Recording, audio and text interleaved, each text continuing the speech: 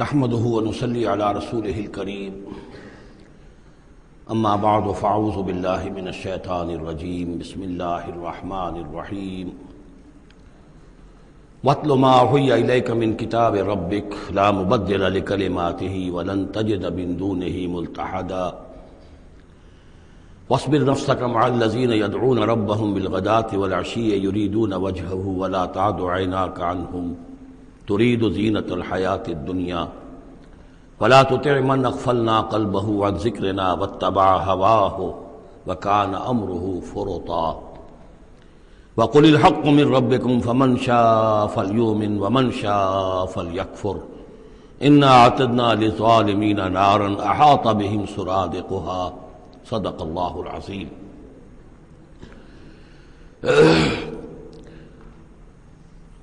اور پڑھا کرو اس میں سے کہ جو وحی کیا گیا ہے آپ کی جانب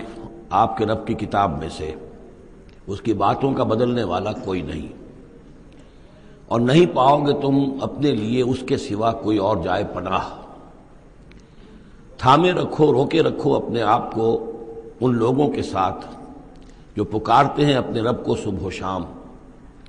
اور چاہتے ہیں اس کی رضا، طالب ہیں اس کے روئے انور کے، اور نہ دوڑیں آپ کی نگاہیں ان سے ہٹ کر آپ کے دنیا کو یہ محسوس ہو، یہ مغالطہ ہو کہ ترید و زینت الحیات الدنیا۔ یہ ذرا مشکل مقام ہے قرآن مجید کا کہ بظاہر تو الفاظ یہ ہیں کہ آپ کی نگاہیں دنیا کی زیبائش اور آرائش کی تلاش میں ان فقراء اور غرباء سے ہٹ کر امراء کی طرف نہ اٹھیں۔ لیکن ظاہر بات ہے کہ حضور صلی اللہ علیہ وسلم کی یہ شان نہیں تھی، لہذا اس میں جو بات سمجھ میں آتی ہے وہ یہ ہے کہ ایسا نہ ہو کہ آپ کے التفات کی وجہ سے دنیا یہ محسوس کرے کہ ان کی نگاہ میں بھی وقت اور اہمیت جو ہے وہ دنیاوی مال و دولت اور اسباب کی ہے۔ کسی داعی حق کے لیے یہ معاملہ بہت ہی نازک ہوتا ہے کہ ایک طرف جو حالات و واقعات ہیں اس کے اعتبار سے، جو حقائق ہیں اس کے اعتبار سے، معاشرے کے جو اونچے طبقات ہوتے ہیں، جو وہاں سرداری یا کسی اور طرح کی سربراہی کے منصب پر فائز ہوں یا ان کے پاس فراوانی ہو دولت کی، اب ظاہر بات ہے کہ ان کا ایک اثر و رسوخ ہوتا ہے معاشرے میں۔ ان میں سے کوئی ایک شخص ایمان لے آئے تو وہ بہت سے لوگوں کے برابر ہو جائے گا، جیسے حضرت عمر رضی اللہ تعالیٰ عنہ اور ابو جہل کو حضور نے دونوں کو پیش کیا اللہ کے سامنے کہ اللہ ان میں سے ایک کو ضرور میری جھولی میں ڈال دے۔ ظاہر بات ہے کہ اس سے اسلام کو تقویت حاصل ہوگی، اور اس سے یہ ہے کہ جن مسلمانوں پر کا قافیہ تنگ ہوا ہے، جن کو ستایا جا رہا ہے، اگر کوئی بڑا آدمی ایمان لے آئے گا تو ان کو بھی سہارا ملے گا، جیسے کہ حضرت عمر اور حضرت حمزہ کے ایمان لانے کے بعد جو غرباء تھے، فقراء تھے اور جو غلام تھے انہیں ستایا جا رہا تھا، انہیں کچھ ریلیف ملا ہے۔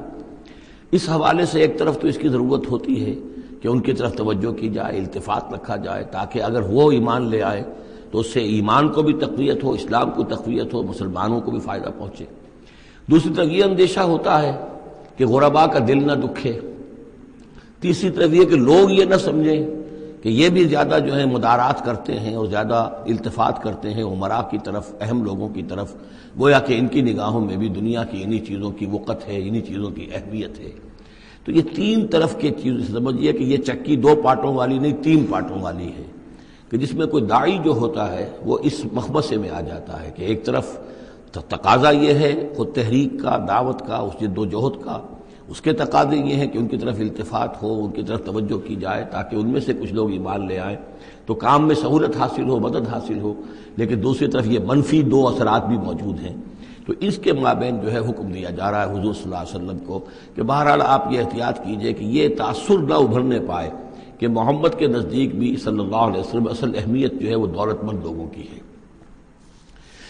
وَلَا تُطِعْ مَنْ أَغْفَلْنَا قَلْبَهُ عَنْ ذِكْرِنَا، اور مت کہنا مانیے ان لوگوں کا، یہ جیسا کہ میں نے بارہا عرض کیا ہے کہ دباؤ پڑ رہا تھا سرداران قریش کی طرف سے کہ کچھ ہماری بات مان لیجئے، کچھ ہم آپ کی مان لیں گے۔ تو یہاں گویا کہ اس پہ پھر متنبہ کیا جا رہا ہے کہ جن لوگوں کو دلوں کو ہم نے اپنی یاد سے غافل کر دیا ہے، محروم کر دیا ہے، آپ ان کی باتیں سنیں بھی مت، ان کی طرف دھیان بھی مت دیجیے۔ وَلَا تُطِعْ مَنْ أَغْفَلْنَا قَلْبَهُ عَنْ ذِكْرِنَا وَاتَّبَعَ هَوَاهُ وَكَانَ أَمْرُهُ فُرُطًا وَقُلِ الْحَقُّ مِنْ رَبِّكُمْ۔ یہ جو مضمون ابھی ہم نے دوبارہ پڑھا ہے، اس کو آپ دیکھیں گے کہ یہ 21ویں پارے کی آغاز میں پھر دوبارہ آئے گا کہ جب بھی شدید کشاکش کا دور آیا ہے تو اس میں یہی ہدایات اللہ تعالیٰ کی طرف سے آئی ہیں حضور کو اور حضور کی وساطت سے تمام اہل ایمان کو، کہ قرآن مجید کے ساتھ تمسک جو ہے اور مضبوط کرو، قرآن مجید کے ساتھ اپنے تعلق کو اور گہرا کرو، اور اس کو پڑھنا اور اس کا جو ہے اس کے ساتھ جو ہے اپنے اوقات کا بسر کرنا، اس میں اور اضافہ کرو، اسی سے تم ان شدائد اور مصائب کا مقابلہ کر سکو گے۔ وَقُلِ الْحَقُّ مِن رَبِّكُمْ، اور کہہ دیجئے یہ حق ہے میرے رب کی طرف، تمہارے رب کی طرف سے جو میں پیش کر رہا ہوں۔ فَمَن شَاءَ فَلْيُؤْمِنْ وَمَن شَاءَ فَلْيَكْفُرْ، تو اب جو چاہے ایمان لائے، جو چاہے کفر کرے۔ یہ بالکل وہی بات ہے جو سورۃ الدہر میں کہی گئی ہے کہ اما شاکرا و اما کفورا، ہم نے پورا اختیار دے دیا، انا ہدیناہ السبیل اما شاکرا و اما کفورا، یہ اختیار ہم نے انسان کو دیا ہے، چاہے شکر گزار بندہ بنے، چاہے کفران نعمت کی روش اختیار کرے۔ تو یہاں انداز یہ ہے کہ آپ ان کفار سے کہہ دیں کہ میں دعوت پیش کر رہا ہوں، اب تمہیں ایمان لانا ہے لاؤ، کفر کرنا ہے کفر کرو، لیکن بین کی کوئی بات نہیں ہو سکتی، کوئی گیو اینڈ ٹیک، کوئی جو ہے کمپرومائز، یہ ممکن نہیں ہے۔ قُلِ الْحَقُّ مِن رَبِّكُمْ، ٹیک اٹ اور لیو اٹ، یہ حق ہے تمہارے رب کی طرف سے، چاہے اسے چھوڑ دو تو پورے کو چھوڑنا ہوگا، قبول کرنا ہے تو پورے کو کرنا ہوگا۔ فَمَن شَاءَ فَلْيُؤْمِنْ وَمَن شَاءَ فَلْيَكْفُرْ إِنَّا أَعْتَدْنَا لِلظَّالِمِينَ نَارًا، ہم نے ظالموں کے لیے، کافروں کے لیے، مشرکوں کے لیے آگ تیار کر رکھی ہے، احاط بہم سرادقها، اس کی قناتیں ان کا احاطہ کر لیں گی، وہ قناتوں کی شکل میں آگ ہوگی، ان کو گھیرے میں لے لیں گی۔ وَإِن يَسْتَغِيثُوا، اور اگر وہ پیاس سے جہاں بلب ہو کر پانی مانگیں گے، يُغَاثُوا بِمَاءٍ كَالْمُهْلِ يَشْفِي الْوُجُوهَ، تو انہیں ایسا پانی دیا جائے گا پینے کے لیے کہ جیسے بھول، یہ جو مہل کے ترجمے کئی کیے گئے ہیں، کھولتے تیل کی تلچھٹ، لاوا، پگھلا ہوا تانبا اور پیپ وغیرہ، مان سدید، ان میں، اور وہ اتنا گرم ہوگا یشوی الوجوہ کہ ان کے چہروں کو بھون دے گا۔ بیس الشراب، بہت ہی بری شے ہوگی پینے کی، وساعت مرتفقہ، اور یہ ان کے لیے ان کی آرام گاہ جو بنے گی جہنم، بہت ہی بری آرام گاہ ہوگی۔ اس کے برعکس وہی سائملٹینیس کنٹراسٹ کا اسلوب، ان الذین آمنوا وعملوا الصالحات، جو لوگ ایمان لائیں اور نیک عمل کریں، انا لا نضیع اجر من احسن عملا، ہمارا یہ اصول نہیں ہے کہ جو لوگ اچھے عمل کریں ان کے اجر کو ہم ضائع کر دیں، ان کا اجر بھرپور انہیں ملے گا۔ اولئک لہم جنات عدن تجری من تحتہم الانہار، یہ وہ لوگ ہیں کہ جن کے لیے ہیں وہ رہنے والے باغات، ریزیڈینشل گارڈنز، جن کے دامن میں ندیاں بہتی ہوں گی، یحلون فیہا من اساور من ذہب، انہیں پہنائے جائیں گے وہاں کنگن سونے کے، ویلبسون ثیابا خضرا من سندس، اور ان کو وہ پہنیں گے وہاں پر کپڑے سبز رنگ کے، باریک ریشم کے اور گاڑھے ریشم کے، یعنی اوپر کا لباس جو ہوگا وہ باریک ریشم کا ہوگا اور جو نیچے کا لباس ہوگا وہ گاڑھے ریشم کا ہوگا۔ متکئین فیہا علی الارائک، اور وہ وہاں پر تکیہ لگائے ہوئے، ٹیک لگائے ہوئے بیٹھے ہوں گے تختوں کے اوپر۔ نعم الثواب، کیا ہی اچھا بدلہ ہوگا، وحسنت مرتفقہ، اور کیا ہی خوب ان کے لیے آرام گاہ ہوگی۔ 5ویں رکوع میں ایک مکالمہ آ رہا ہے دو اشخاص کا۔ ایک شخص وہ ہے کہ جس کو اللہ نے دنیاوی نعمتیں جو بھی اس دور کی تھیں بھرپور دی ہیں، مادی وسائل بھرپور دے رکھے ہیں، اور وہ اس قدر اس کا معاملہ ٹھیک چل رہا ہے کہ ہوتے ہوتے اس کی نگاہ اب اللہ کی طرف سے ہٹ کر ان مادی اسباب و وسائل ہی پر جم گئی ہے، اس کا توکل اور اعتماد اسی پر قائم ہو گیا ہے۔ ایک دوسرا شخص ہے دنیاوی اعتبار سے مرفع الحال نہیں ہے، اس کے پاس دولت نہیں ہے، دنیاوی چیزیں نہیں ہیں، لیکن وہ اللہ تعالیٰ کی معرفت اسے حاصل ہے۔ وہ اس دولت مند آدمی کو کوئی نصیحت کرتا ہے کہ تم اللہ کو بھول گئے ہو، تمہیں چاہیے کہ ہم تمام چیزوں کے اوپر جو بھی اللہ نے تمہیں دی ہے اس کا شکر ادا کرو، اس کا حق ادا کرو۔ لیکن اس نے اپنے گھمنڈ میں آ کر اسے بہت تلخ جواب دیا کہ میرے پاس یہ سب کچھ ہے تو گویا کہ میں اللہ تعالیٰ کا لاڈلا ہوں، چہیتا ہوں، تم جوتیاں پٹخار رہے ہو، تمہارے پاس کچھ نہیں ہے، تمہاری کوئی حیثیت نہیں ہے، تمہاری حیثیت ہی نہیں کہ مجھے تم واعظ بھی کہو۔ لیکن یہ کہ اس پر پھر جو ان کے درمیان معاملہ ہوا تو انہوں نے کہا، اس شخص نے، کہ ہو سکتا ہے کہ اللہ تعالیٰ تمہارے اس سارے دولت کو اور مال و اسباب کو ضائع کر دے، لیکن یہ کہ اس نے کہا کیسے ہو سکتا ہے، میں نے سارا بندوبست ٹھیک کیا ہوا ہے۔ بہرحال نتیجہ یہ نکلا کہ اللہ تعالیٰ نے اس کی اس پوری دولت کو ایک طریقے سے ضائع کر دیا، اور پھر وہ اپنے ہتھیلیاں ملتا رہ گیا، کف افسوس ملتا رہ گیا، اور اس نے کہا ہائے کاش کہ میں نے اپنے رب کے ساتھ شرک نہ کیا ہوتا۔ حالانکہ اس پورے رکوع میں کہیں کسی دیوی کا، دیوتا کا، کسی اور الہہ کا کہیں ذکر نہیں ہے۔ تو اس رکوع میں سمجھنے کی بات یہ ہے کہ ایک شرک ہے مادہ پرستی کا شرک، مادی اسباب و وسائل پر اتنا تکیہ ہو جائے، اتنا توکل ہو جائے، اتنا اعتماد ہو جائے کہ پھر اللہ تعالیٰ کو انسان بھول جائے، مسبب الاسباب پر سے نگاہ ہٹ جائے اور وہ سمجھے کہ سارا اعتماد اور توکل میرا ان مادی اسباب و وسائل پر ہے۔ تو یہاں گویا کہ اس نے ان مادی وسائل و اسباب ہی کو اپنا معبود بنا لیا ہے۔ تو یہ شرک ہے جو اس دور کا سب سے بڑا شرک ہے۔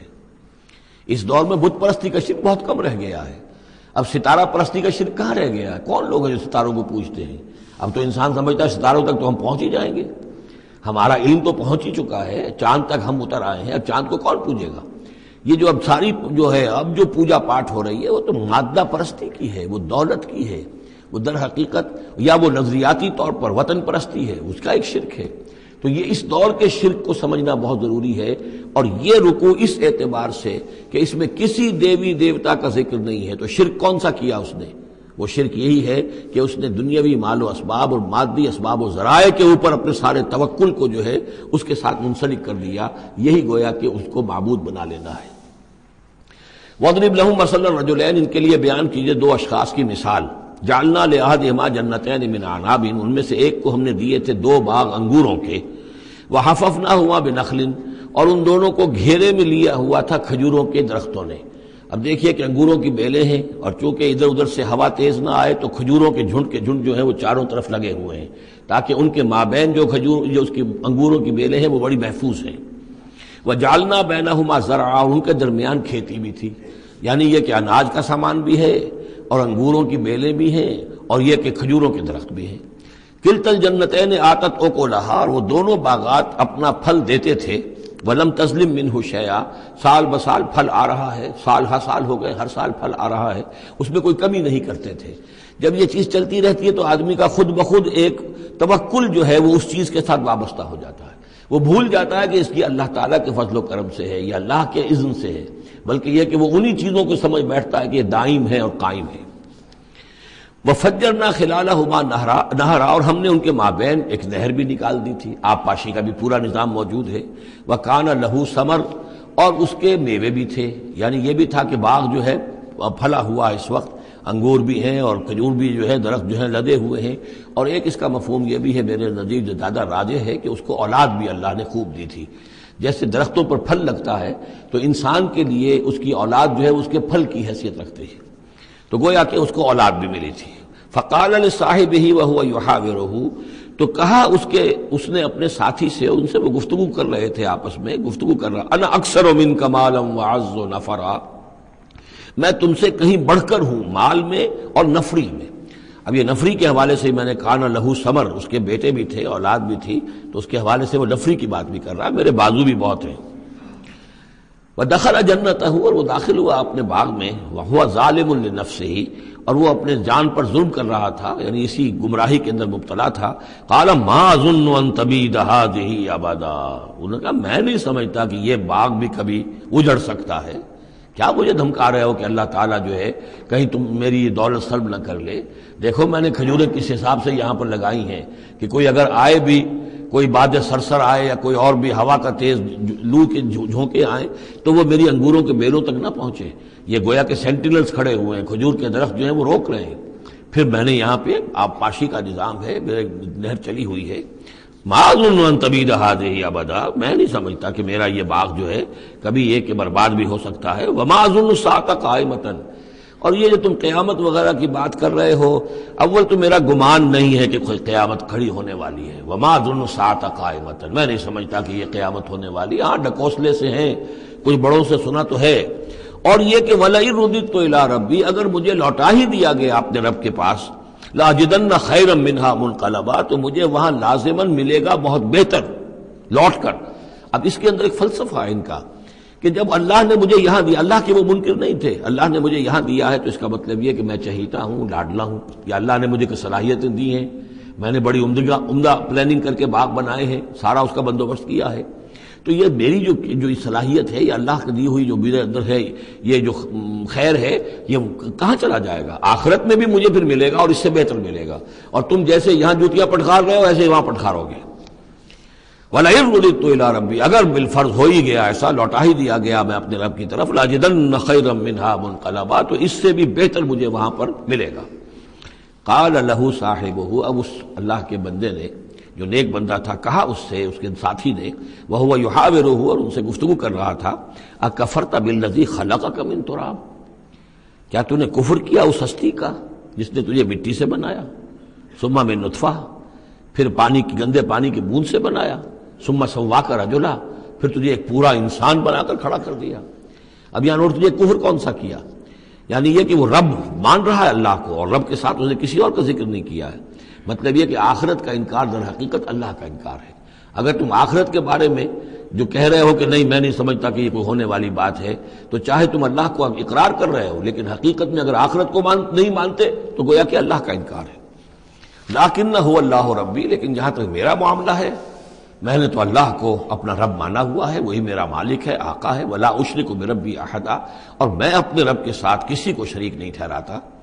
ولولا اذ دخلت جنتک قلت ما شاء اللہ، اور کیوں نہ ایسا ہوا کہ اللہ کے بندے جب تو اپنے باغ میں داخل ہوا، تو نے باغ دیکھا پھلا ہوا ہے، ہرا بھرا ہے، ہر طرف منظر جو ہے بڑا دل خوشکن منظر ہے، تو کہتا ما شاء اللہ۔ یہ پھر وہی مجلسی کلمہ آ گیا جس میں توحید کوٹ کوٹ کر بھری ہوئی ہے، ماشاء اللہ، یہ جو اللہ نے چاہا، جو اللہ نے چاہا، یہ سب اس کے فضل و کرم سے ہے۔ لا قوت الا باللہ، کوئی طاقت نہیں ہے اللہ کے سوا۔ اگر اللہ کی طرف سے یہ بات نہ ہوتی تو میرے اندر کوئی صلاحیت نہیں تھی، اللہ ہی کی ہے، در حقیقت یہ دین ہے اسی کی عطا ہے۔ ان ترن انا اقل منک مالا و ولدا، اگر تم دیکھ رہے ہو کہ میں تم سے کم ہوں مال میں بھی اور اولاد میں بھی، فعسى ربی ان یؤتینی خیرا من جنتک، تو مجھے تو اپنے رب کے بارے میں یہ یقین ہے کہ وہ جب چاہے مجھے تیرے باغ سے بہتر باغ دے سکتا ہے، وَيُرْسِلَ عَلَيْهَا حُسْبَانًا، اور تیرے باغ کے اوپر وہ کوئی اوپر سے کوئی لو کا جھونکا ایسا بھیج سکتا ہے، من السماء، آسمان سے، فَتُصْبِحَ صَعِيدًا زَلَقًا، کہ یہ پورا باغ جو ہے یہ جو ایک ایسا چٹیل میدان ہو کر رہ جائے کہ یہاں کوئی درخت رہے نہ بیلے رہے۔ معلوم ہوا کہ ہر چیز جب آنکھ کھلی گل کی تو موسم تھا خزاں کا، یہ ہو سکتا ہے، عین ممکن ہے۔ اور یصبح ماؤہا غوراً، یا اللہ آسمان سے کوئی ایسی نہ بھی بھیجے کوئی چیز بلا،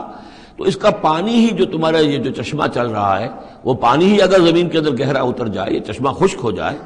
فلن تستطیع لہ طلبا، اور پھر تو پانی کہیں سے لا نہ سکے، تو یہ باغ خود بخود اچڑ جائے گا۔ یہ سارے امکانات ہیں، مسبب الاسباب نے تمہارے لیے اس وقت سارے اسباب جمع کر رکھے ہیں، جب چاہے گا ان میں سے کسی ایک سبب کی بھی اگر تناب کھینچ لے تو یہ سارا معاملہ جو ہے یہ تو شیش محل کی طرح کا ہے، ایک ہی جو پتھر ہے وہ اس سب کو چکنا چور کر دے گا۔ وَأُحِيطَ بِثَمَرِهِ، معلوم ہوتا ہے کہ وہ بہت ہی کوئی اللہ کا پہنچا ہوا شخص تھا، جو اللہ کا دوست تھا، اور اس کا دل دکھایا اس شخص نے، جس کو تانا دیا اسے انا خیر من کہ انا اکثر منک مالا و ولدا، تو اس حوالے سے اس کا دل دکھا ہے۔ اور یہ جان لیجئے کہ کسی اللہ والے کا من عادى لی ولیا فاذنته للحرب، تو ایک حدیث قدسی ہے، جو شخص میرے کسی ولی کے ساتھ دشمنی کرے پھر میری طرف سے اس کے خلاف اعلان جنگ ہے، تو اس نے چونکہ یہ دل دکھایا ہے۔ اور فارسی کا ایک شعر بھی بڑا مزیدار ہے کہ ہیچ قوم را خدا رسوا نہ کرد، تا دلے صاحب دلے نامد میں درد،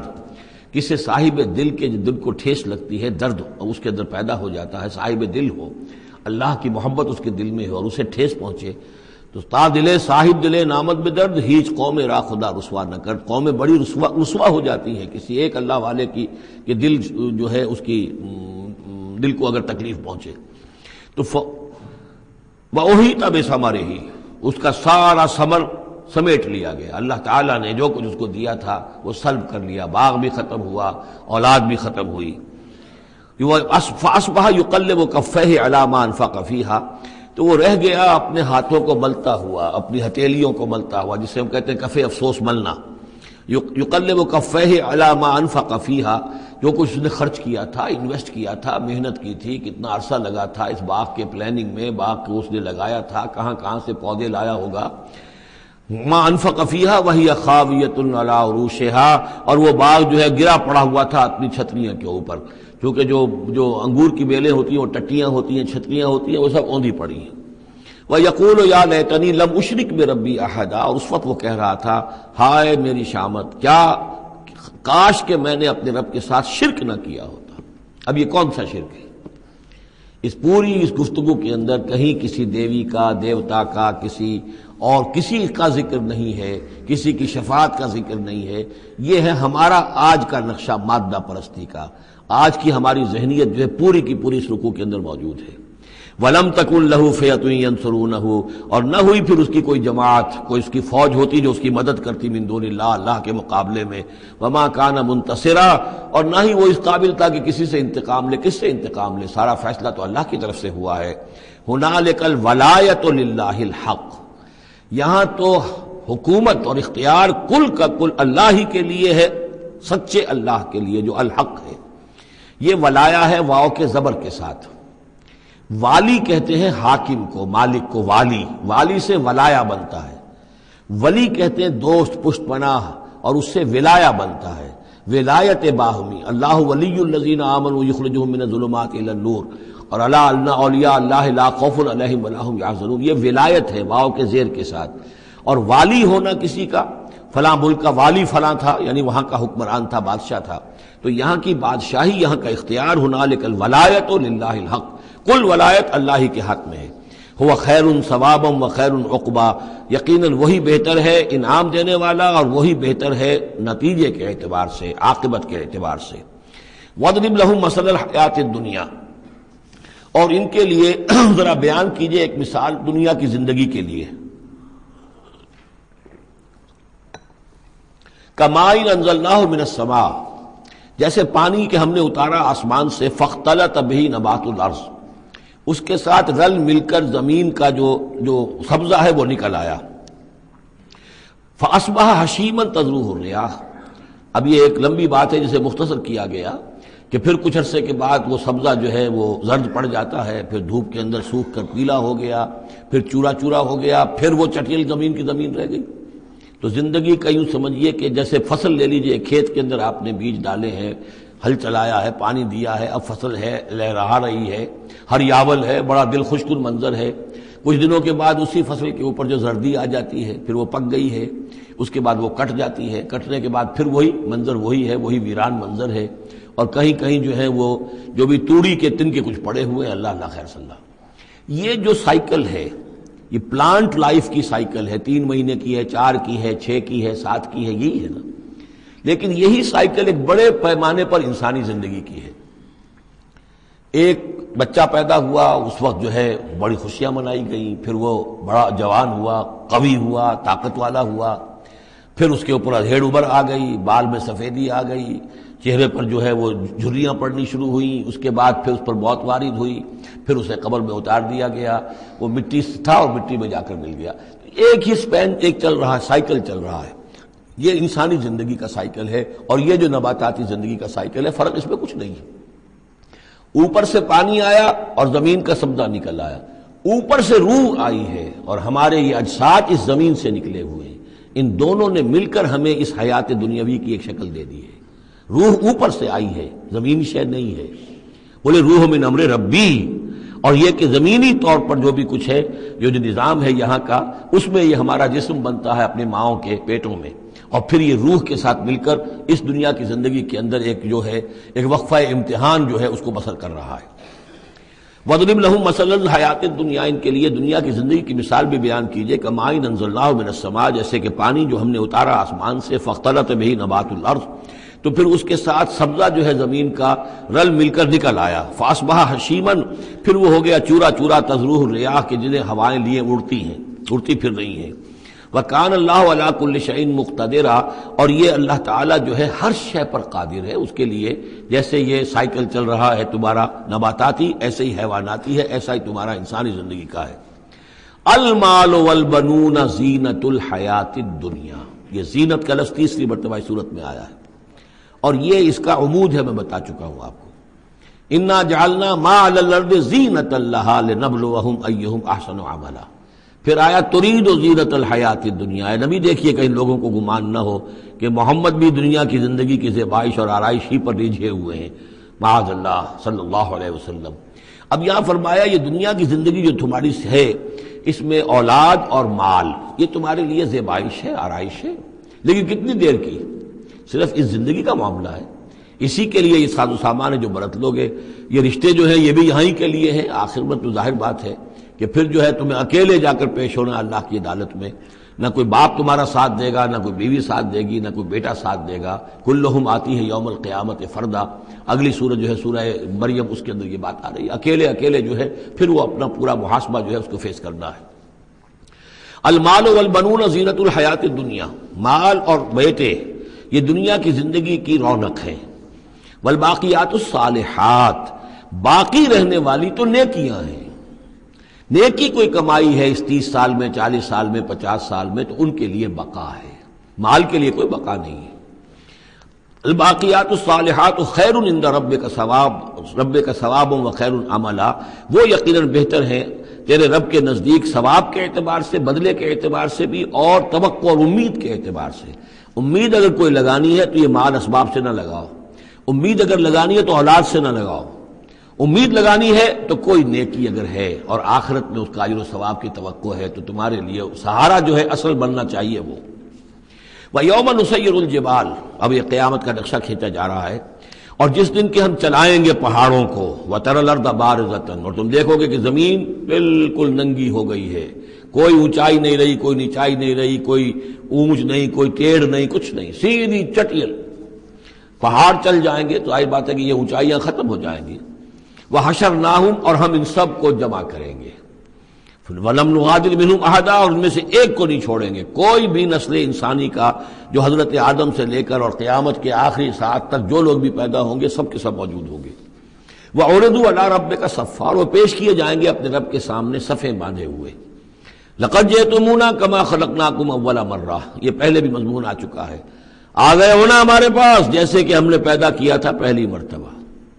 پہلی مرتبہ کب؟ عالم ارواح میں، وہ اکٹھے تھے سب کے سب۔ بعد میں جو دنیا میں پیدائش ہماری ہوئی ہے یہ تخلیق ہے دوسری مرتبہ، یہ زمینی تخلیق کے ساتھ روح کو جوڑ کر جو ہے یہ ہمارا در حقیقت یہ تخلیق ثانی ہے۔ تخلیق اول جو ہے وہ تو ہماری ارواح کی شکل میں ہوئی، اور وہی شکل میں تھی کہ آدم سے لے کر اگر کل دنیا کی زندگی 15,000 برس ہو، فرض کیجئے آدم کے بعد سے لے کر قیامت تک، تو 15,000 برس تک جتنے انسان نسل آدم میں پیدا ہوئے بیک وقت وہ موجود تھے اس وقت بھی، اور بیک وقت موجود ہوں گے قیامت کے میدان میں بھی۔ لَقَدْ جِئْتُمُونَا، آ گئے ہو ہمارے پاس، کما خلقناکم اول مرہ، جیسے کہ ہم نے پیدا کیا تھا تمہیں پہلی بار۔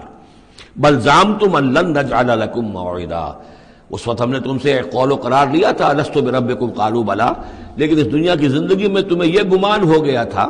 کہ تمہارے لیے ہم کوئی وقت، وعدے کا وقت مقرر نہیں کریں گے، یعنی ملاقات نہیں ہوگی، تم بھول گئے تھے اس ملاقات کو، جی چرا رہے تھے ہم سے ملنے سے۔ الذین لا یرجون لقاءنا، جو ہم سے ملاقات کی امیدواری نہیں ہے، اس خیال ہی کو ذہنوں سے دور رکھتے تھے کہ کبھی اللہ کے حضور میں حاضری ہے۔ ووضع الکتاب، اور اعمال نامہ لا کر رکھ دیا جائے گا، وضع۔ اب وہ اعمال نامہ کیا ہوگا؟ کون سا جوائنٹ قسم کا کوئی کمپیوٹر ہوگا؟ ہر فرد نوع بشر آدم کی ہر نسل کا اس میں پورا کارنامہ زندگی محفوظ ہوگا۔ آپ کو معلوم ہے جیسے کمپیوٹر کے اوپر ایک بٹن دبتا ہے اور وہ سب آ گیا، اور ایک بٹن دبے گا اس کا پورا جو چھپ کر بھی آ گیا۔ ایک ایک فرد کی پوری زندگی کا ریکارڈ موجود ہے۔ جیسا کہ میں نے کئی بار عرض کیا، ان چیزوں کا ماننا اب جتنا آسان ہو گیا ہے، آج سے 100 برس پہلے ماننا اتنا آسان نہیں تھا۔ کس قدر گہرے ایمان بالغیب کی ضرورت تھی۔ آج تو یہ چیزیں ہمارے حساب کتاب میں آ رہی ہیں، چھوٹے چھوٹے سے بٹن کی طرح کا تو ٹیپ ریکارڈر ہوتا ہے کہ آپ سے ملنے کے لیے کوئی آیا ہے آپ کو پتہ ہی نہیں، اور اس کا جو بٹن ہے جو کوڈ کا آپ بٹن سمجھ رہے وہ ٹیپ ریکارڈر ہے، وہ آپ کے ساتھ جو گفتگو ریکارڈ ہو رہی ہے آپ کو پتہ ہی نہیں۔ جو صورتحال یہ ہو چکی ہے، ذرا لگائیے کہیں پر اور آپ کو معلوم ہوگا کہ آپ کی ساری گفتگو سن لیجیے آپ۔ تو یہ ساری ریکارڈنگ کے ہر چیز محفوظ ہو رہی ہے، اعمال نامے میں ہر شے موجود ہے۔ ووضع الکتاب، اور وہ لا کر اعمال نامہ رکھ دیا جائے گا، کہیں سے وہ کمپیوٹر شاید کس جگہ پر ہے اور وہاں سے وہ انسٹال جو ہے وہاں سے لا کر میدان حشر میں ٹکایا جائے گا۔ ووضع الکتاب فترى المجرمین مشفقین مما فیہ، تم دیکھو گے اب مجرموں کو ڈر رہے ہوں گے، کانپ رہے ہوں گے کہ اس میں کیا کچھ ہے۔ وَيَقُولُونَ، اور وہ کہتے ہوں گے یا ویلتنا، ہائے ہماری شامت، مال ھذا الکتاب، یہ کیسا اعمال نامہ ہے، لا یغادر صغیرۃ ولا کبیرۃ، اس نے تو کسی چھوٹی سی چھوٹی بات کو نہیں چھوڑا، نہ کسی بڑی بات کو چھوڑا، الا احصاها، مگر یہ کہ اس کو محفوظ رکھا ہوا ہے۔ اس نے تو مائنیوٹس ڈیٹیلز کو بھی اومٹ نہیں کیا ہے۔ کیسا ہی اعمال نامہ، مال ھذا الکتاب لا یغادر صغیرۃ ولا کبیرۃ الا احصاها ووجدوا ما عملوا حاضرا، ما عملوا، اور وہ پائیں گے جو بھی عمل انہوں نے کیا ہوگا اسے موجود۔ ولا یظلم ربک احدا، تیرا رب کسی پر ظلم نہیں کرے گا، یہ تمہارے اپنے اعمال ہیں۔ اب دیکھیے یہاں 6 رکوع ختم ہوئے، 7واں رکوع شروع ہو رہا ہے، اور 7ویں رکوع کی پہلی آیت سورہ بنی اسرائیل میں بھی یہی تھی، وَإِذْ قُلْنَا لِلْمَلَائِكَةِ اسْجُدُوا لِآدَمَ فَسَجَدُوا إِلَّا إِبْلِيسَ، بالکل ٹھیک درمیان میں سورہ بنی اسرائیل میں بھی 12 رکوع اس کے ہیں، 12 رکوع اس کے ہیں۔ سورہ بنی اسرائیل کی 111 آیات ہے، سورہ کہف کی 110 آیت ہے، یعنی یوں سمجھیے کہ نہایت حسین، متوازن، ہر اعتبار سے بہت ہی خوبصورت جوڑا ہے۔ اس کی نسبت زوجیت جو ہے اس سورہ بنی اسرائیل اور سورہ کہف کی بہت نمایاں ہے۔ میری ایک کتاب ہے، وہ اس میں آخری جو ہے اسی پر بحث ہے، قرآن حکیم کی صورتوں کا اجمالی تجزیہ، جس میں کہ اس کی نسبت زوجیت کو میں نے بڑی تفصیل کے ساتھ، اگرچہ بڑی اختصار ہے لیکن جامعیت کے ساتھ بیان کر دیا ہے۔ وَإِذْ قُلْنَا لِلْمَلَائِكَةِ اسْجُدُوا لِآدَمَ فَسَجَدُوا إِلَّا إِبْلِيسَ، اور جو یاد کرو جب کہ ہم نے کہا تھا فرشتوں سے کہ جھکو آدم کے سامنے، سجدہ کرو آدم کو، تو ان سب نے سجدہ کیا لیکن نہیں کیا ابلیس نے۔ کان من الجن، اب یہاں وہ حقیقت کھول دی گئی جو بقیہ 6 جگہوں پر نہیں ہے، وہ جنات میں سے تھا۔ فَفَسَقَ عَنْ أَمْرِ رَبِّهِ، فا یہاں پر اب علت کو ظاہر کر رہا ہے۔ فرشتہ کبھی بھی اللہ کے حکم سے سرتابی نہیں کرتا، فرشتہ اللہ کے حکم کی نافرمانی نہیں کرتا۔ یفعلون ما یؤمرون لا یعصون اللہ ما امرهم، تو یہ جو نافرمانی اس نے کی ہے اس کی وجہ یہ ہے کہ وہ فرشتوں میں سے نہیں تھا، جنات میں سے تھا۔ کان من الجن ففسق عن امر ربه، تو اس نے وہ نگل بھاگا اپنے رب کے حکم سے، یا نافرمانی کی اپنے رب کے فرمان کی۔ افتتخذونہ وذریتہ اولیاء من دونی، تو سوچو اے اولاد آدم، کیا تم اس کو اپنا ولی بناتے ہو اور اس کی نسل کو، اس کی اولاد کو، اس کے چیلوں چاٹوں کو، اس کے ایجنٹوں کو، ان سے دوستیاں گاٹھتے ہو، من دونی، مجھے چھوڑ کر۔ میں تمہارا خیر خواہ، میں نے تمہارے سامنے سارے فرشتوں کو جھکوا دیا، میں نے تمہیں خلافت عرضی عطا فرمائی، تم میری کریشن کا ماسٹر پیس، کلائمیکس، اور تم بدبختو، تم نے مجھے چھوڑ کر دوست بنایا اس شیطان لعین کو اور اس کے ایجنٹوں کو اور اس کی اولاد کو، چاہے وہ اس کے ایجنٹ جو ہیں وہ اس کے صلب سے ہیں، اس کی اولاد سے ہیں، اور یا یہ کہ انسانوں میں سے ہیں۔ افتتخذونہ وذریتہ اولیاء من دونی، کیا تم اسے اور اس کے اولیاء اور اس کی نسل کے لوگوں کو، اس کی اولاد کو ولی بنا رہے ہو مجھے چھوڑ کر، وہم لکم عدو، جبکہ فی الواقع وہ تمہارے دشمن ہیں۔ بئس للظالمین بدلا، کتنا برا بدل ہے کہ جو ان ظالموں نے اپنے لیے اختیار کیا ہے۔ اللہ کو چھوڑ کر ان کی رفاقت، اللہ کی دوستی چھوڑ کر اس شیطان لعین کی دوستی۔ ما اشہدتہم خلق السماوات والارض ولا خلق انفسہم، میں نے تو ان جنات کو نہ تو انہیں شہید بنایا تھا آسمان اور زمین کی تخلیق کا، اور نہ ان کے اپنی تخلیق کا۔ وما کنت متخذ المضلین عضدا، اور میں ایسے بہکانے والوں کو اپنا مددگار نہیں بنایا کرتا۔ یہ جو تم نے ان کو میرے برابر بنا دیا، اس کو مجھے چھوڑ کر انہیں ولی بنا لیا، ان کی دوستی کر رہے ہو، تو آسمان کی اور زمین کی تخلیق میں، بلکہ خود ان کی تخلیق میں وہ کوئی اس کے شاہد نہیں ہے۔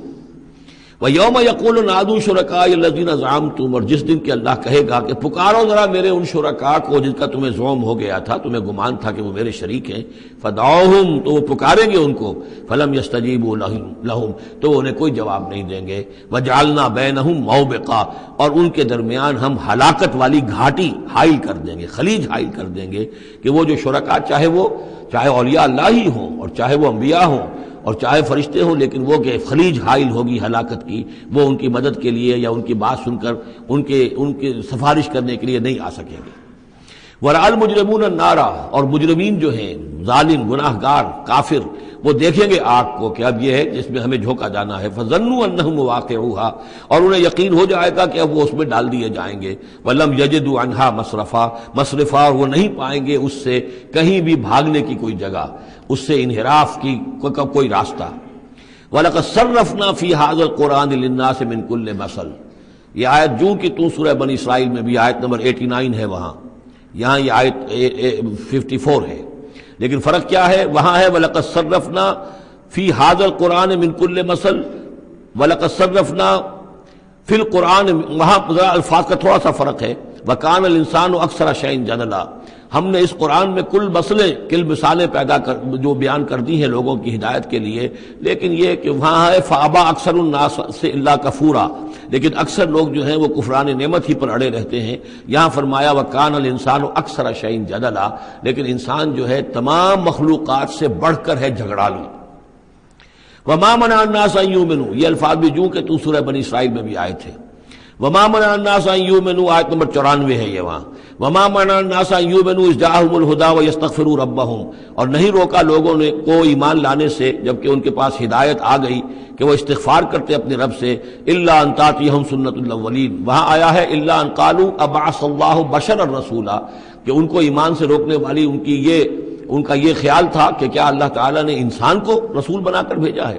یہاں فرمایا الا ان تاتیہم سنت الاولین، ان کو جو روکا گیا ہے وما منع الناس ان یؤمنوا اذ جاءهم الہدی، یہ جو رک گئے ہیں جب ہدایت ان کے پاس آ گئی کہ ایمان نہیں لا رہے اور استغفار نہیں کر رہے. الا ان تاتیہم سنت الاولین، مگر یہ کہ ان پر آ کر رہے گی اب وہی جو پہلو کا جو انجام ہوا تھا وہی ان کے اوپر بھی مسلط ہوگا. او یاتیہم العذاب قبلا، یا یہ کہ عذاب ان کے سامنے آ جائے گا.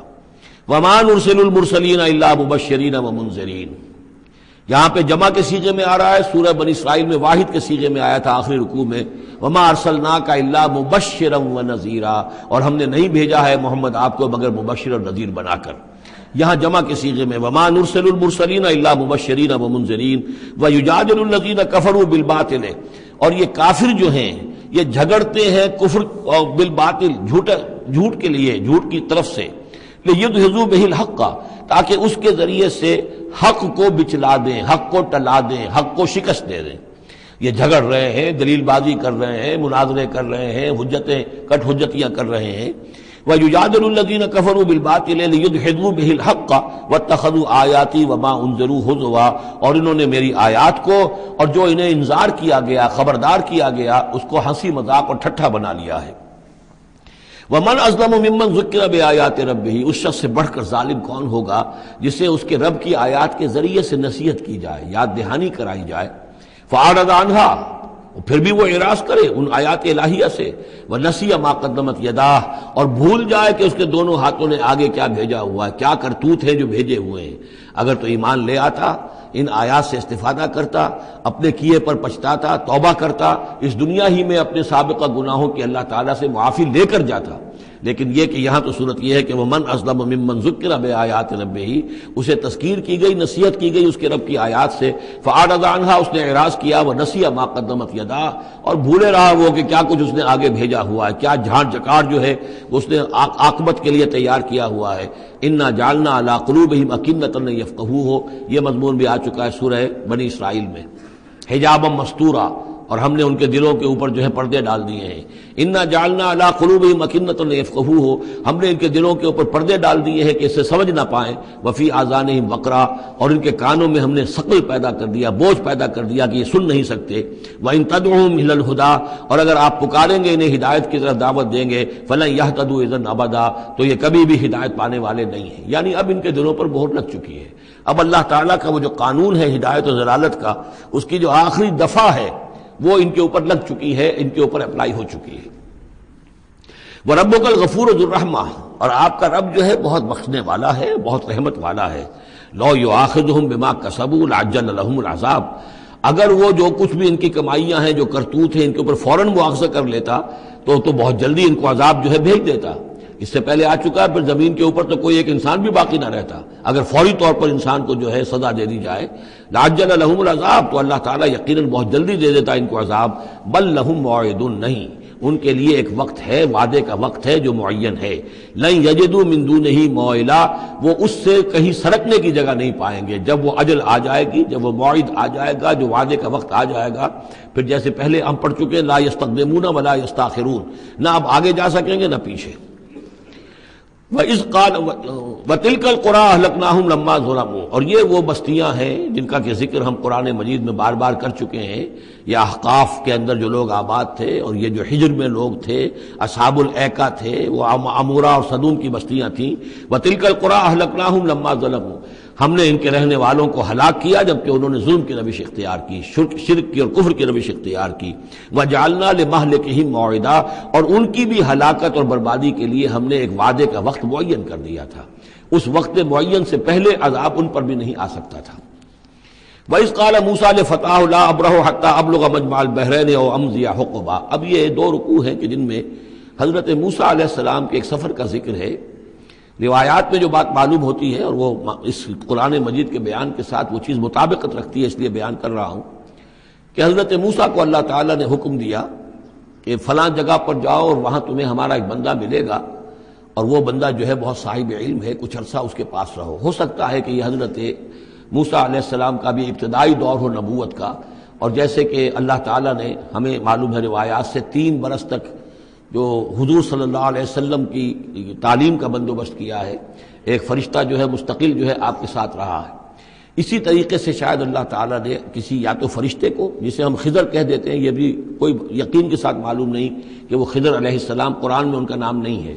یہ بھی رائے ہے کہ وہ فرشتے ہیں، یہ بھی رائے ہے کہ وہ انسانوں میں سے کوئی انسان ہے جن کو اللہ تعالیٰ نے بہت لمبی عمر دے دی ہے، جیسے جن کو دے رکھی ہے ایک ابلیس کو، تو انسانوں میں سے ایک اچھے اپنے نیک اور اپنے پسندیدہ اور برگزیدہ انسان کو بھی اس نے بہت بڑی عمر دے رکھی ہے، وہ حضرت خضر ہے۔ واللہ عالم، اس کے بارے میں کوئی تفصیل ہم نہیں جان سکتے، لیکن یہ کہ حضرت موسیٰ علیہ السلام سے کہیں کسی جگہ پر ان کو یہ خیال آ گیا کہ شاید اس وقت روئے ارضی پر سب سے زیادہ علم جو ہے اللہ تعالیٰ نے مجھے عطا کیا ہے، لیکن اس کے لیے پھر ذرا تعدیباً اور تربیتاً اور تعلیماً اب انہیں کہا گیا کہ فلاں ہمارا بندہ فلاں جگہ جاؤ، تمہاری ملاقات ہوگی، کچھ دیر اس کے پاس رہو اور دیکھو کہ وہ اس سے کیا حکمت تم سیکھ سکتے ہو۔ اب اس کے لیے حضرت موسیٰ نکلے ہیں اپنے نوجوان ساتھی خادم کے ساتھ، یوشع ابن نون ان کو ساتھ لے کر۔ وَإِذْ قَالَ مُوسَىٰ لِفَتَاهُ لَا أَبْرَحُ حَتَّىٰ أَبْلُغَ مَجْمَعَ الْبَحْرَيْنِ، اور جب کہا موسیٰ نے اپنے اس نوجوان ساتھی سے جن کا نام یوشع ابن نون ہے کہ میں نہیں باز آؤں گا یہاں تک کہ چلتا رہوں اور پہنچ جاؤں مجمع البحرین تک، جہاں پر کہ دونوں دریا مل جاتے ہیں، او امضی حقبا، یا پھر میں چلتا رہوں گا، چاہے وہ مجھے سینکڑوں برس گزر جائیں میں چلتا رہوں گا۔ بتایا گیا تھا مجمع البحرین پر وہ ملے گا، اور خاص نشانی اس کی بتا دی گئی تھی کہ ہمارا وہ بندہ وہاں ملے گا تمہیں۔ اب مجمع البحرین پر بھی اختلاف ہے، ایک کا تو خیال یہ ہے، وہ جو نقشہ میں نے آپ کو دکھایا تھا، کہ یہ جو ریڈ سی ہے، اس کی جو 2 کھاڑیاں ہو جاتی ہیں، تو ان کا جو مقام اتصال ہے گویا کہ وہاں بھیجا گیا کہ یہاں پر، لیکن صحیح رائے زیادہ جو ہے وہ یہ ہے کہ یہ جو دریائے نیل آتا ہے مصر میں، تو یہ سوڈان سے آتا ہے، تو 2 دریا مل کر یہ دریا بنتے ہیں، النیل الازرق اور النیل الابیض، ایک سفید رنگ کا پانی ہے اور ایک میں نیلے رنگ کا پانی ہے۔ یہ نقشہ ہمیں بھی اٹک پر نظر آتا ہے، دریائے سندھ جو تربیلا سے نکل کر پانی آتا ہے وہ نیلے رنگ کا ہے، اور جو دریائے کابل کا پانی آ رہا ہوتا ہے مغرب سے تو اس کا وہ پانی گدلا ہے، اور کافی دور تک پھر ہمیں نظر آتا ہے کہ یہ دریائے کابل کا پانی چل رہا ہے گدلے رنگ کا، اور یہ صاف صاف پانی جو ہے دریائے سندھ کا چل رہا ہے۔ تو اسی طرح کا معاملہ وہاں پر ہے، نیل جو ہے نیلا نیل اور سفید نیل، النیل الازرق اور النیل الابیض، وہاں پر پہنچے ہیں کہیں، یہ یوں سمجھیے خرطوم کے آس پاس، کہ میں اب چلتا جاؤں گا۔ فلما بلغا مجمع بینہما، جب یہ پہنچ گئے اس دونوں دریاؤں کے ملنے کی جگہ پر، نسیا حوتہما، یہ بتا دیا گیا تھا کہ ایک جو مچھلی ہے تل کر اس کو ساتھ لے لینا تاکہ تمہارے وہ غذا کا کام بھی دے گی، اور اسی کو نشانی بنانا تھا اللہ نے بتانے کے لیے کہ کس جگہ پر وہ اس شخص سے ملاقات ہوگی۔ جب وہ پہنچے ان دونوں کی مجمع کے مقام پر، نسیا حوتہما، تو انہوں بھول گئے اپنی اس مچھلی کو، فاتخذ سبیلہ فی البحر سربا، اور وہ مچھلی جو ہے وہ زندہ ہو کر، حالانکہ بھنی ہوئی تھی تلی ہوئی تھی، وہ زندہ ہو کر اور اس نے وہ سرنگ سی بنا کر اور سمندر میں چلی گئی۔ فلما جاوزا، اب یہ نقشہ جو ہے یہ ان کے جو ساتھی تھے یوشع ابن نون، انہوں نے دیکھا ہے اپنی نگاہ سے کہ یہ معاملہ ہوا ہے، لیکن یہ کہ اس کا تذکرہ کرنا حضرت موسیٰ علیہ السلام سے بھول گئے۔ فلما جاوزا، جب وہ وہاں سے آگے نکل گئے، قال لفتاه آتنا غداءنا، انہوں نے اپنے اس نوجوان ساتھی سے کہا، خادم سے، کہ بھئی ہمارا وہ کھانا لے آؤ، ناشتہ لے آؤ، لقد لقینا من سفرنا ھذا نصبا، اب ہمیں اس سفر سے کوئی تکان طاری ہو گئی ہے، ایگزاسشن ہو رہی ہے۔ اور یہاں یہ نقطہ بیان کیا ہے مفسرین نے کہ چونکہ اس اصل مقام سے آگے نکل آئے تھے اس لیے اب تکان ہوئی ہے، ورنہ جو مقام تک پہنچنا تھا وہاں تک انہیں تکان کا کوئی احساس نہیں ہوا۔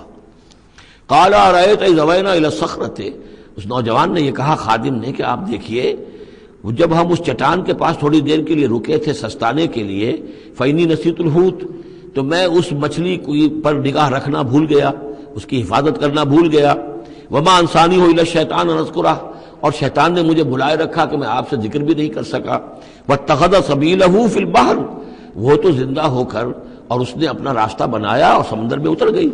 یا دریا میں اتر گئی۔ عجبا، بہت عجیب یہ واقعہ تھا جو پیش آیا تھا۔ قال ذالک ما کنا نبغی، اب حضرت موسیٰ نے کہا اسی کے تو ہم تلاش میں تھے، یہی تو نشانی بتائی گئی تھی کہ یہاں پر، اب چلو واپس وہیں۔ فارتدا علی آثارہما قصصا، تو وہ اب لوٹے اپنے نقوش پا کو دیکھتے ہوئے، چونکہ وہیں پہنچنا ہے اب جہاں پر کہ وہ مچھلی جو ہے وہ زندہ ہو کر اور دریا میں اتر گئی تھی۔ فوجد عبدا من عبادنا، اب جو وہاں پہنچے تو پایا ہمارے بندوں میں سے ایک خاص بندے کو۔ آتیناہ رحمتا من عندنا، ہم نے اسے رحمت عطا کی تھی خاص اپنے پاس سے۔ وعلمناہ من لدنا علما، اور اسے علم سکھایا تھا خاص اپنے پاس سے۔ یہ علم لدنی ایک اصطلاح ہے جو یہیں سے لفظ اخذ کیا گیا ہے۔ ایک علم وہ ہے جو ہم سیکھتے ہیں، جو بھی پڑھتے ہیں سیکھتے ہیں، تفسیر پڑھی ہے، عربی پڑھی ہے، نحو پڑھی ہے، فقہ پڑھی ہے، یہ علم حاصل ہو رہا ہے، یا جیوگرافی پڑھی ہے، تاریخ پڑھی ہے۔ ایک وہ علم ہے جو اللہ کسی کے دل میں ڈال دیتا ہے بغیر کسی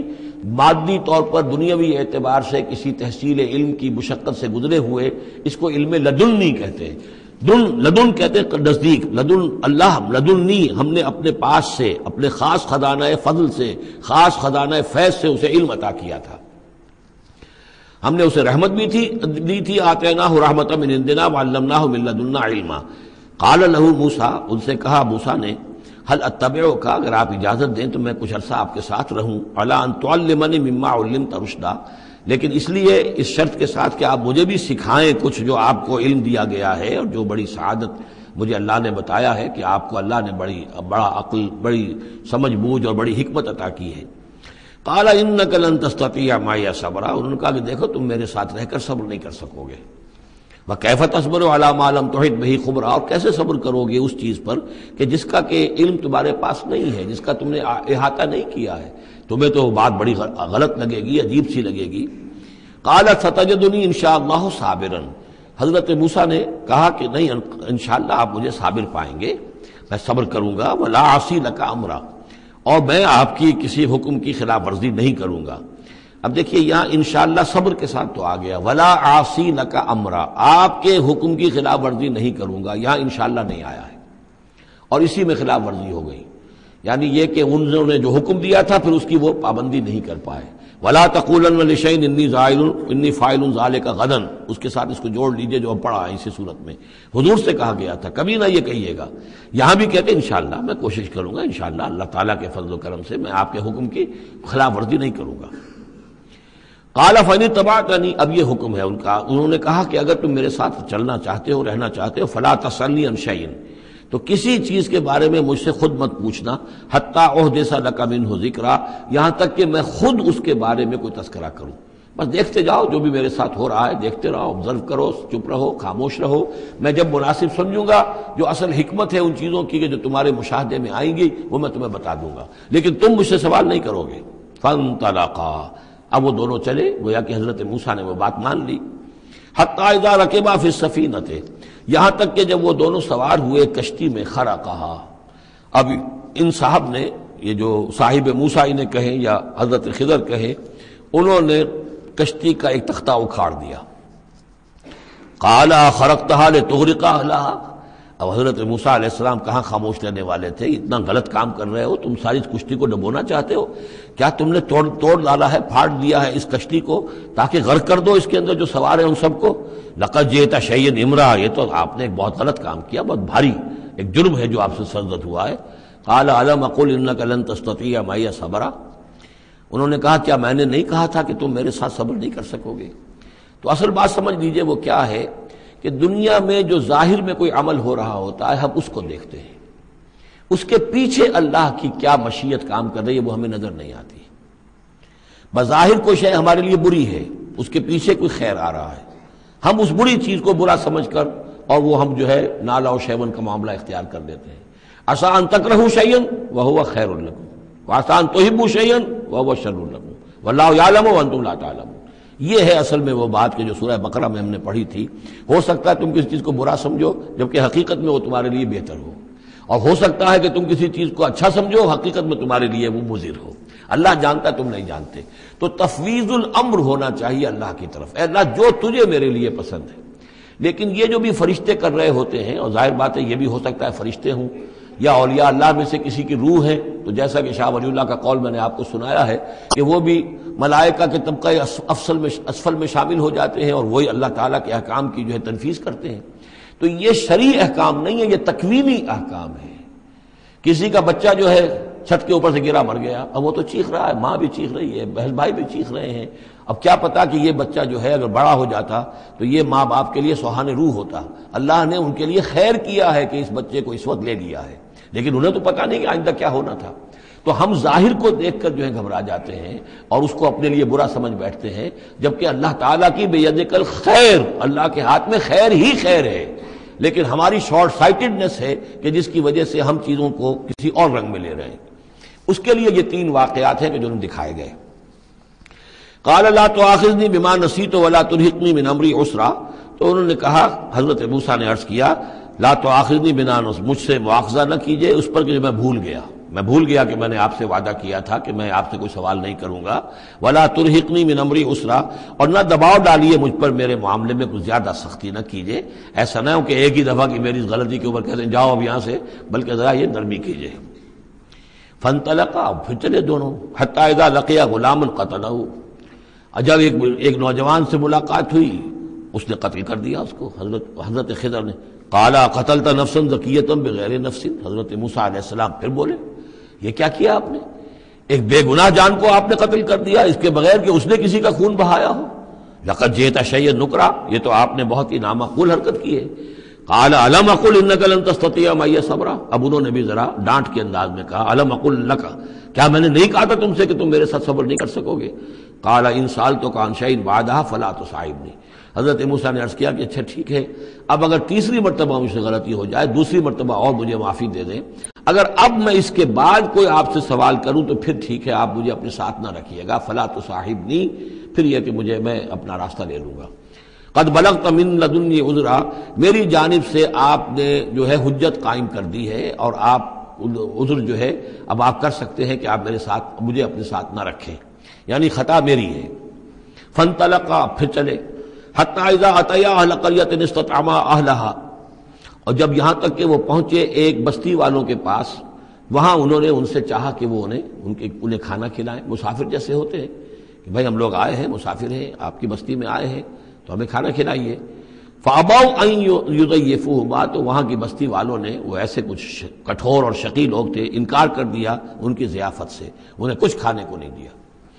فوجدا فیہا جدارا، وہاں انہوں نے دیکھا ایک دیوار، یرید ان ینقضہ، کہ بالکل گرنے کو ہے، ٹوٹنے کو ہے، گرنے کو ہے. فاقامہ، تو وہ حضرت خضر نے اس کو سیدھا کر دیا، بنا دیا اور سیدھا کر دیا، مضبوط کر دیا. قال لو شئت لاتخذت علیہ اجرا. تو حضرت موسیٰ نے پھر کہا کہ اگر آپ چاہتے، یہ اتنے ناہنجار لوگ، انہوں نے مسافروں کو کھانا تک نہیں دیا اور آپ نے بغیر مزدوری لیے ہوئے ان کا کام کر دیا، ان کی دیوار سیدھی کر دی. لو شئت لاتخذت علیہ اجرا، آپ اس پر اجرت طلب کرتے ان سے،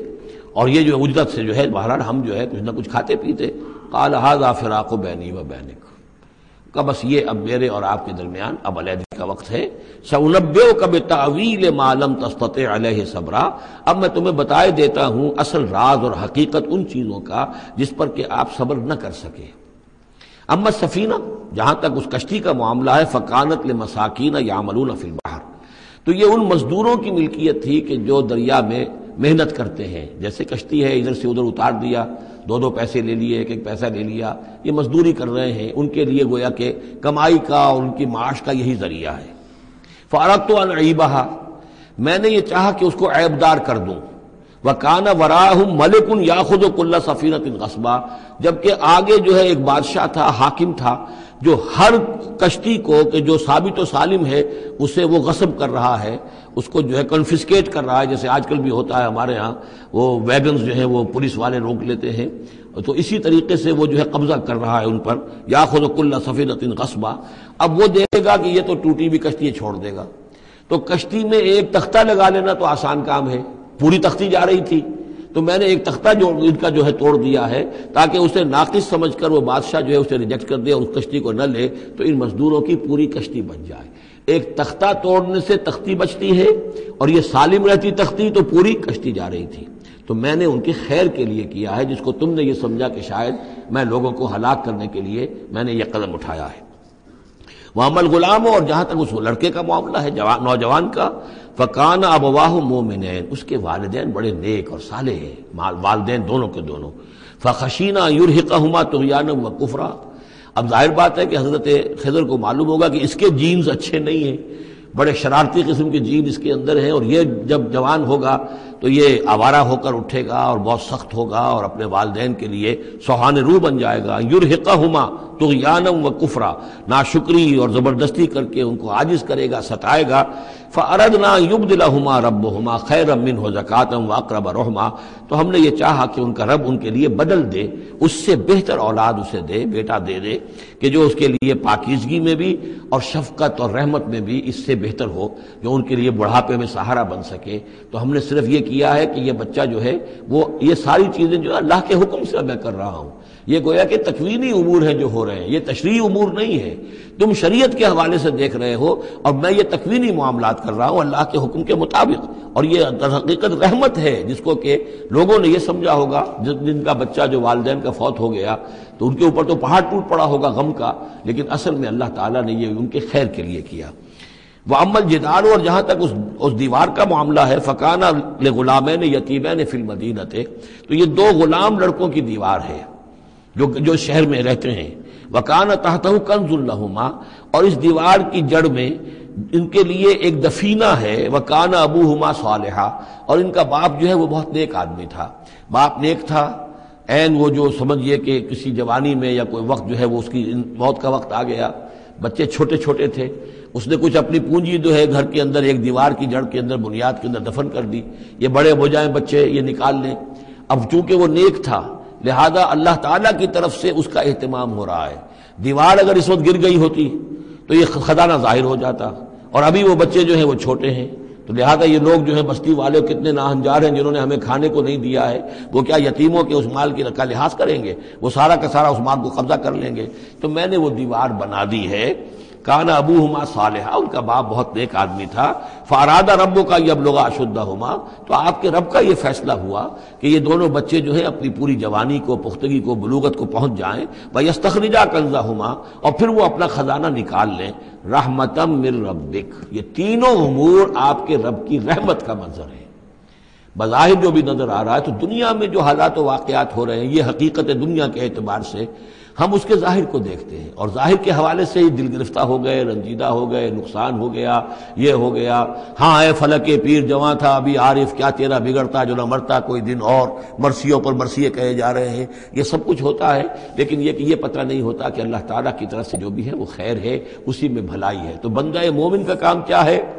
تفویض الامر الی اللہ، اپنے معاملات کو اللہ کے حوالے کر دے، راضی برضائے رب، جو اللہ کی طرف سے آیا، کہ ہر چساقی ماریخت عین الطافست رحمتا من ربک، یہ سب کچھ رحمت تھا، رحمت ہے آپ کے رب کی طرف سے۔ وما فعلتہ عن امری، یہ میں نے اپنے جی سے نہیں کیا ہے، میرا فیصلہ نہیں ہے۔ یعنی یہ جو بھی تھے، چاہے فرشتے تھے اور چاہے کوئی نیک انسان ہے جنہیں اللہ نے بہت لمبی زندگی دے دی ہے، چاہے یہ کوئی روح ہے کہ جو انسانی شکل میں پھر آ گئی ہے، کہ جو اللہ تعالیٰ نے کسی ولی اللہ کی روح کو جو ہے وہ طویل زندگی دے رکھی ہے، کوئی بھی ہے، اس سے کوئی فرق واقع نہیں ہوتا، لیکن یہ کہ وہ در حقیقت کارکنان قضاء و قدر کی فوج میں ریکروٹ ہو گئے۔ وہ جو فیصلے کر رہے ہیں، جس کی تنفیذ کر رہے ہیں، اس کا شریعت سے تعلق نہیں ہے، وہ تکوینی امور ہے اللہ تعالیٰ کے۔ ذالک تعویل ما لم تستطع علیہ صبرا، یہ ہے تعویل، یہ ہے اصل حقیقت، یہ ہے اصل راز ان چیزوں کا جس پر کہ اے موسیٰ تم صبر نہ کر پائے۔ اب اس کے بعد جو ایک رکوع میں واقعہ آ رہا ہے ذوالقرنین کا، تو جو بھی 1-2 منٹ ہمارے پاس ہے اس میں میں تھوڑی سی تمہید بیان کیے دیتا ہوں کہ تو ایک سوال یہ بھی تھا کہ ذوالقرنین کون ہے؟ یہ کون ہے؟ یہ سمجھئے کہ اس صدی تک، تقریباً 1300 برس تک ہمارے مفسرین ان کے علم میں نہیں تھا کہ کوئی اتنا بڑا بادشاہ ہو رہا ہو، جتنا بڑے بادشاہ کا ذکر ابھی ذوالقرنین کے حوالے سے آئے گا، تو لہذا لوگوں نے یہ سمجھا عام طور پر کہ سکندر اعظم، یہی معلوم تھا سکندر بہت بڑا فاتح تھا، وہ مقدونیہ سے چلا یونان سے اور دریائے بیاس تک آ گیا، کتنا بڑا، تو اس کو، لیکن یہ کہ اس کی سیرت و کردار جو ہے جو سکندر کی معلوم ہے، اس کی کوئی مناسبت ذوالقرنین کے اس کردار سے نہیں ہے۔ ذوالقرنین اصل میں ایران کے بادشاہ تھے،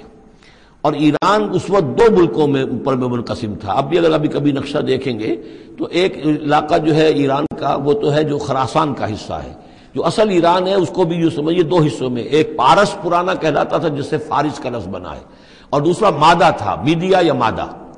تو یہ ایک شخص ایسے ابھرے کہ جنہوں نے ان دونوں کو ملا کر ایک حکومت بنایا، اور وہاں سے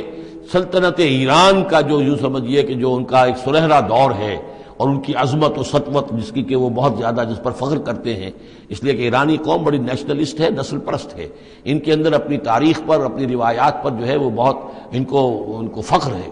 تو وہاں سے وہ دور شروع ہوا، اور انہوں نے پھر اس علامت میں کہ میں نے دو ملکوں کو جوڑ کر ایک بنایا ہے، اپنے تاج کے اندر دو سینگ لگا لیے تھے، اور وہ جو ہے ذوالقرنین یہ لقب ان کا ہو گیا تھا. اس کے حوالے سے سوال کیا گیا، اور اس کے بارے میں تفصیل جو اگلے رکوع میں آئے گی. بارک اللہ لی ولکم فی القرآن العظیم ونفعنی وإیاکم بالآیات والذکر الحکیم.